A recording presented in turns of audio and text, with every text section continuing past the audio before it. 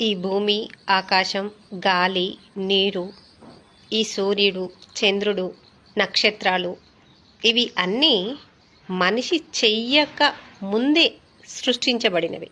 సృష్టించాడు దేవుడు.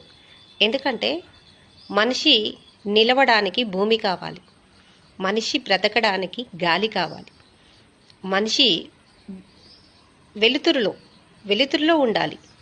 ఈ వెలుతురి విలువ తెలవడానికి చీకటి కూడా ఉండాలి, మనిషి విశ్రాంతి తీసుకోవడానికి. ఈ చీకటి, ఈ వెలుతురు, ఈ గాలి, ఈ నీరు, ఈ భూమి, ఈ ఆకాశం, ఈ సమస్త సృష్టి మనిషి కంటే ముందే చేయబడినవి. దేవుడు అంత చక్కగా ఈ సృష్టిని నిర్మించాడు. ఈ సమస్తాన్ని సృష్టించిన తర్వాతే మానవుడిగా మనల్ని చేశాడు.